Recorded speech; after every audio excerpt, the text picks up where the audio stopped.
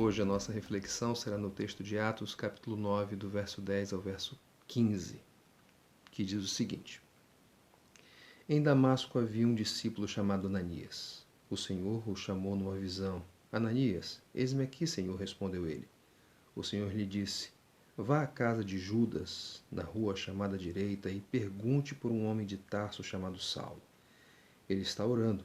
Numa visão, viu um homem chamado Ananias chegar e impor-lhe as mãos para que voltasse a ver. Respondeu Ananias: Senhor, tenho ouvido muita coisa a respeito desse homem e de todo o mal que ele tem feito aos teus santos em Jerusalém. Ele chegou aqui com a autorização dos chefes dos sacerdotes para prender todos os que invocam o teu nome. Mas o Senhor disse a Ananias: Vá.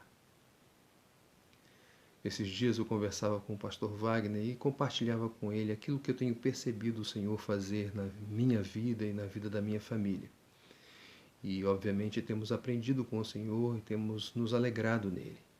E, ao final daquela conversa, o pastor Wagner concluiu dizendo: Olha, Deus é Deus e vice-versa. E é verdade, Deus é Deus. Ele continua sendo bom, Rei dos Reis, soberano, provedor, um Pai muito presente, onisciente, onipresente. Nós não podemos questionar a Deus. Quem somos nós para fazer isso? Nós não somos nada. Quem somos nós para resistir ao Senhor? Nós não somos ninguém. Mas o texto nos mostra que é exatamente isso que Ananias faz. Ananias resiste ao Senhor, ele reluta em relação a um plano que Deus deu para aquele seu discípulo.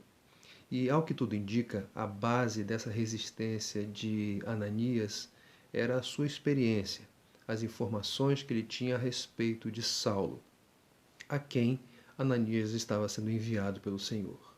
Ele tinha informações a respeito de Saulo, de que ele causava mal para a igreja, de que ele realmente causava terror para os discípulos, que ele estava chegando em Damasco com a autorização dos chefes dos sacerdotes para prender os discípulos e levá-los para Jerusalém.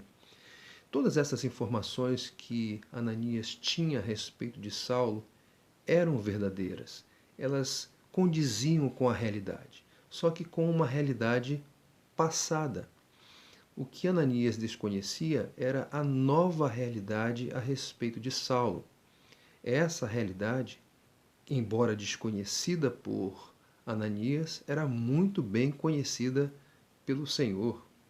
A propósito, quando Ananias resiste ao plano de Deus, ele estava resistindo a Deus mesmo, ele não tinha dúvida a respeito disso. Tanto é que quando nós lemos ali o versículo 13, Ananias diz assim, respondeu Ananias: Senhor, tenho ouvido muita coisa a respeito desse homem. Então, não há dúvida aqui de que Ananias sabia com quem ele estava se comunicando. Ananias sabia que aquele plano fora dado pelo Senhor. E ele estava resistindo claramente ao Senhor com base na sua experiência, com base nas informações que ele tinha a respeito de Saulo, só que eram informações relacionadas a um passado que ele conhecia, mas totalmente distanciadas e não relacionadas com um presente que ele desconhecia. Ele estava falando com o Senhor. E o plano do Senhor é muito bem delineado aqui nesse texto. Olha só que coisa interessante. O Senhor, ao se dirigir a Ananias, ele dá descrições detalhadas a respeito da missão que estava dando. Ele diz ali no versículo 11, o Senhor lhe disse: vá à casa de Judas. Ele dá o nome do dono da casa. Ele diz, na rua chamada direita, ele identifica o endereço daquela casa. E ele vai à frente, pergunte por um homem de Tarso. Ou seja, ele faz referência à origem do homem que Ananias deveria procurar. O nome desse homem, Saulo. Então, descrições detalhadas. E o Senhor vai além. Ele está orando. Numa visão, viu um homem chamado Ananias. Ele viu você, Ananias, chegar e impor-lhe as mãos para que voltasse a ver. Não há dúvida de que era Deus que estava envolvido nesse negócio.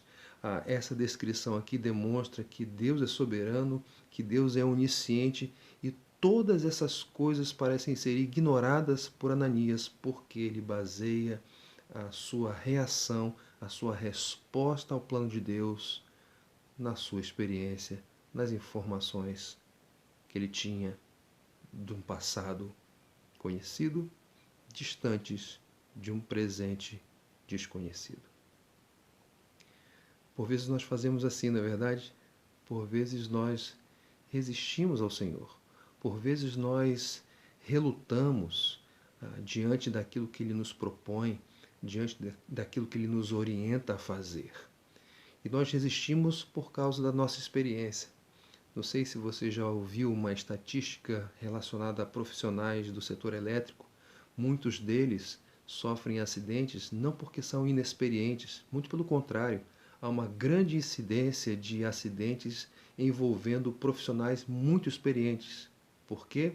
Porque quando eles se depararam com situações do seu trabalho, eles se basearam tanto na sua experiência que eles acabaram abandonando e deixando de lado e esquecendo até alguns protocolos fundamentais para que eles executassem o seu trabalho com a maior segurança. Queridos, Deus nos deu a sua palavra. Deus fala conosco por ela e revela e expõe para nós os seus planos. Talvez você possa pensar assim: mas Ananias, ele ocupava uma posição de muito mais vantagem do que nós. Afinal de contas, ele ouviu diretamente a voz do Senhor. Veja, na realidade, Ananias não estava em posição tão vantajosa em relação a nós assim. Sabe por quê? Porque naquele momento, Ananias não tinha, por exemplo, o Novo Testamento em suas mãos. Naquele período, o Novo Testamento ainda estava em produção. Nós não. Nós temos a palavra de Deus completa aqui em nossas mãos. Então, nesse sentido, nós temos e estamos numa posição de vantagem em relação a Ananias. Deus fala por meio da sua palavra.